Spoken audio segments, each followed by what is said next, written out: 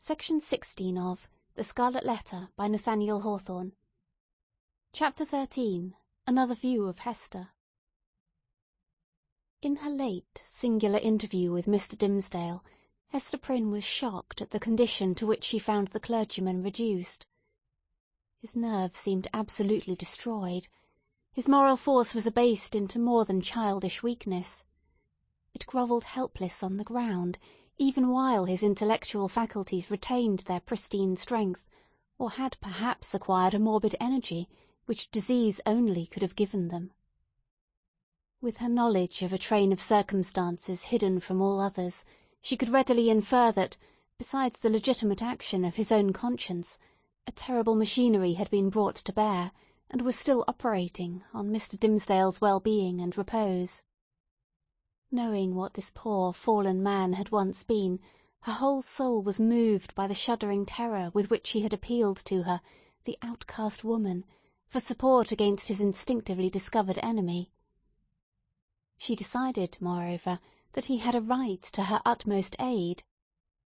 Little accustomed, in her long seclusion from society, to measure her ideas of right or wrong by any standard external to herself, Hester saw, or seemed to see, that there lay a responsibility upon her in reference to the clergyman, which she owed to no other, nor to the whole world besides. The links that united her to the rest of humankind, links of flowers, or silk, or gold, or whatever the material, had all been broken. Here was the iron link of mutual crime, which neither he nor she could break. Like all other ties, it brought along with it its obligations. Hester Prynne did not now occupy precisely the same position in which we beheld her during the earlier periods of her ignominy. Years had come and gone. Pearl was now 7 years old. Her mother, with the scarlet letter on her breast, glittering in its fantastic embroidery, had long been a familiar object to the townspeople. As is apt to be the case when a person stands out in any prominence before the community, and, at the same time, interferes with neither public nor individual interests and convenience, a species of general regard had ultimately grown up in reference to Hester Prynne. It is to the credit of human nature that, except where its selfishness is brought into play, it loves more readily than it hates. Hatred, by a gradual and quiet process, will even be transformed to love, unless the change be impeded by a continually new irritation of the original feeling of hostility. In this matter of Hester Prynne there was neither irritation nor irksomeness. She never battled with the public, but submitted, uncomplainingly, to its worst usage. She made no claim upon it, in requital for what she suffered. She did not weigh upon its sympathies. Then, also, the blameless purity of her life during all these years, in which she had been set apart to infamy, was reckoned largely in her favour. With nothing now to lose, in the sight of mankind, and with no hope, and seemingly no wish of gaining anything, it could only be a genuine regard for virtue that had brought the poor wanderer back to its paths. It was perceived, too, that while Hester never put forward even the humblest title to share in the world's privileges, further than to breathe the common air and earn daily bread for little Pearl and herself by the faithful labour of her hands, she was quick to acknowledge her sisterhood with the race of man whenever benefits were to be conferred. None so ready as she to give of her little substance to every demand of poverty, even though the bitter-hearted pauper threw back a gibe in requital of the food brought regularly to his door, or the garments wrought for him by the fingers that could have embroidered a monarch's robe.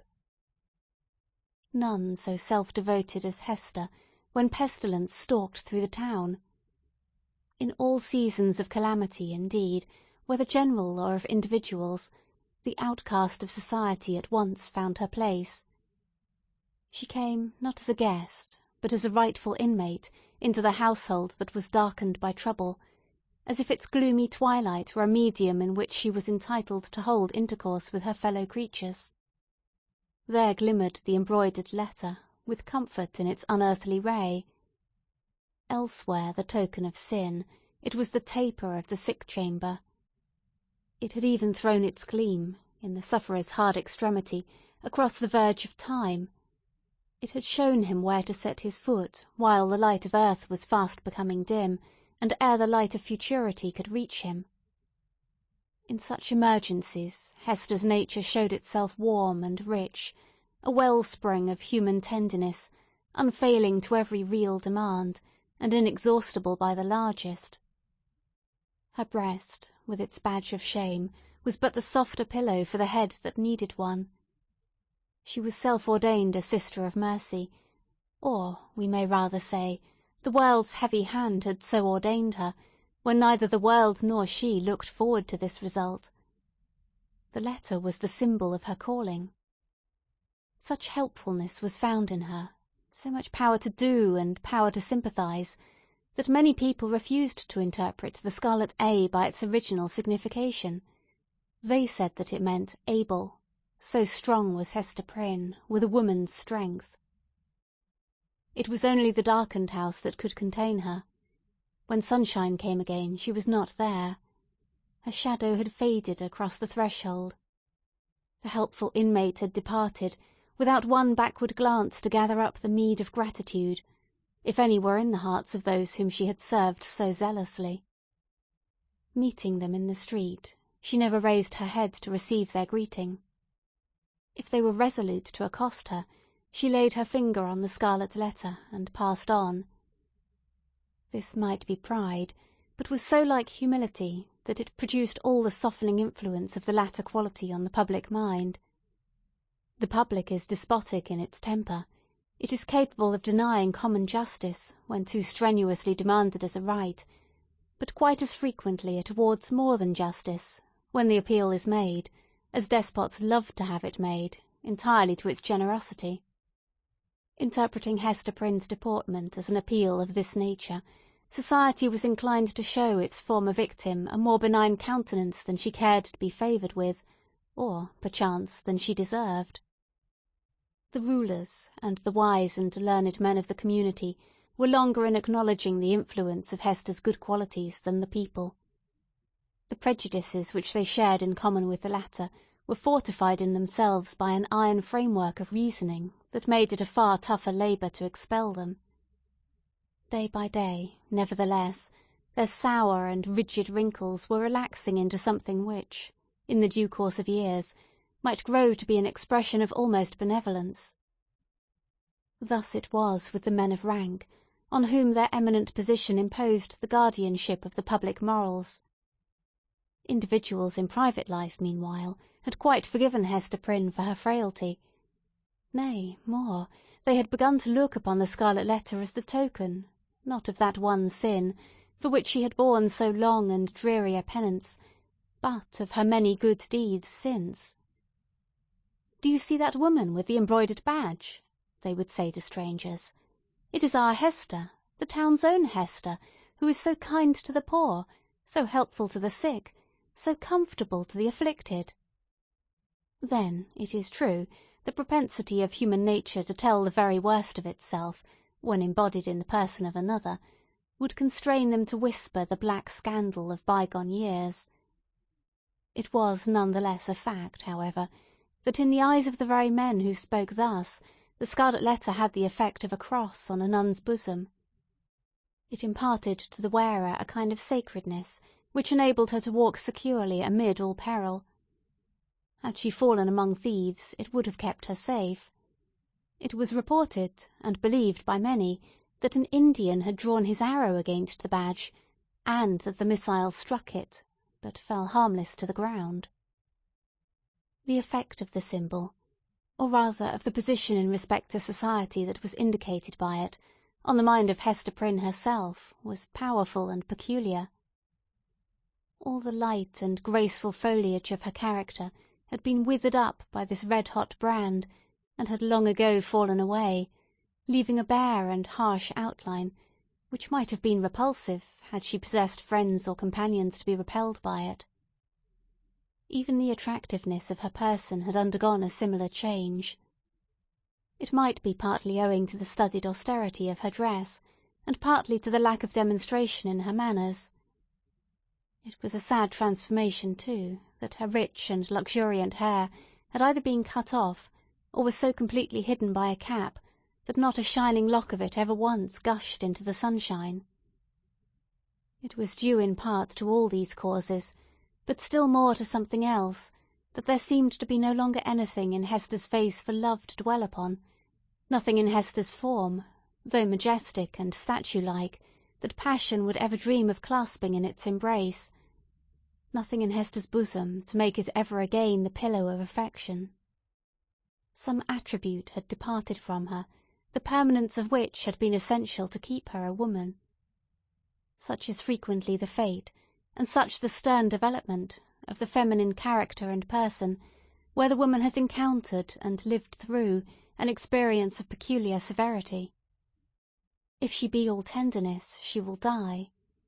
If she survive, the tenderness will either be crushed out of her, or, and the outward semblance is the same, crushed so deeply into her heart that it can never show itself more.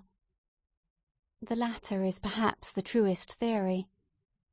She who has once been woman, and ceased to be so, might at any moment become a woman again, if there were only the magic touch to effect the transformation.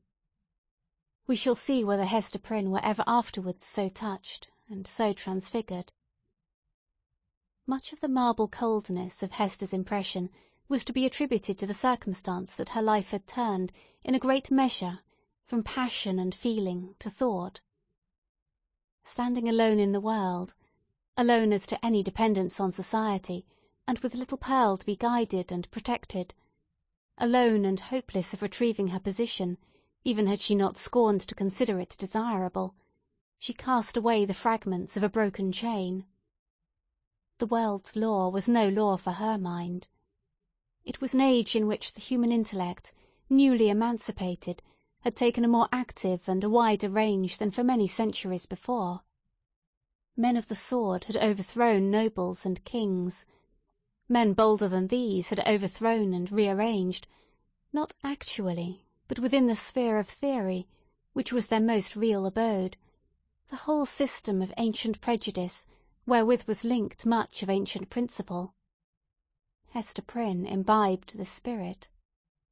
She assumed a freedom of speculation, then common enough on the other side of the Atlantic, but which our forefathers, had they known it, would have held to be a deadlier crime than that stigmatized by the Scarlet Letter. In her lonesome cottage, by the seashore, thoughts visited her, such as dared to enter no other dwelling in New England. Shadowy guests, that would have been as perilous as demons to their entertainer, could they have been seen so much as knocking at her door. It is remarkable that persons who speculate the most boldly often conform with the most perfect quietude to the external regulations of society.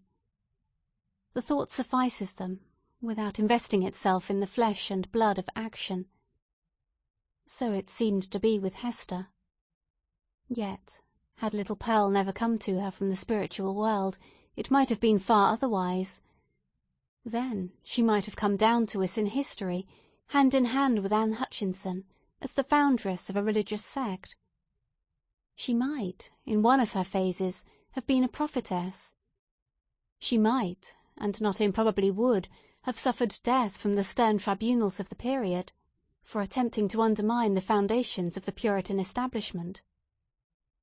But, in the education of her child, the mother's enthusiasm of thought had something to wreak itself upon. Providence, in the person of this little girl, had assigned to Hester's charge the germ and blossom of womanhood, to be cherished and developed amid a host of difficulties.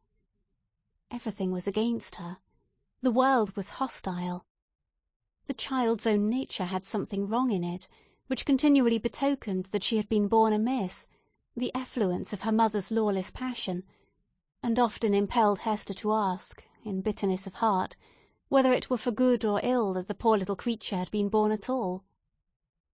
Indeed, the same dark question often rose into her mind, with reference to the whole race of womanhood.